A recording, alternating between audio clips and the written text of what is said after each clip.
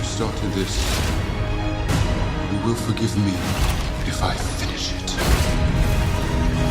It started with an unexpected journey that was supposed to take Bilbo Baggins there and back again, but a creative or financial decision was made that meant Bilbo's expedition instead led to the desolation of Smaug, and finally to this moment, the Battle of the Five Armies. It's been a monumental effort by co-writer and director Peter Jackson, and this final film may be his biggest challenge yet, as it has to succeed on three distinct fronts: as the finale to one trilogy, as the bridge to another, and as an entertaining effort in its own right. Ambitious doesn't begin to cover it.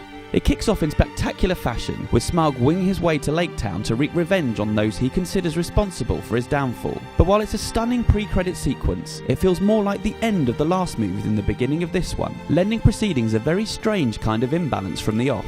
The film then features some filler involving secondary characters, while loose ends from the last film, most notably Gandalf's imprisonment, are tied up.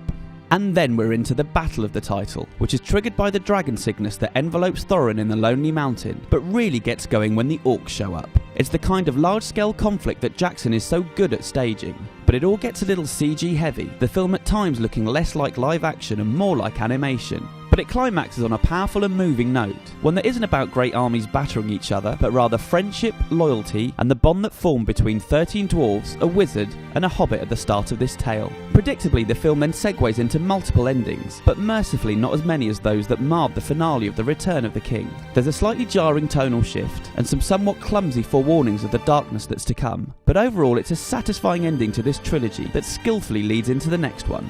As a standalone feature, Battle of the Five Armies has its fair share of shortcomings, however, most conspicuously the fact that the film's most impressive sequence is that opening salvo, with Smaug casting his sizable shadow over the rest of proceedings. As ever, Martin Freeman delivers a masterclass in understatement as Bilbo, so much so that you wish the character spent more time on screen. And once again, Richard Armitage is a powerful presence, with Thorin's journey both touching and heartbreaking. But their combined efforts can't quite save the movie, with Battle of the Five Armies rounding out the story in entertaining fashion, but with the best material either having gone before or yet to come. For that reason, we're giving it an IGN score of 7.5 out of 10. Will you follow me? One last time.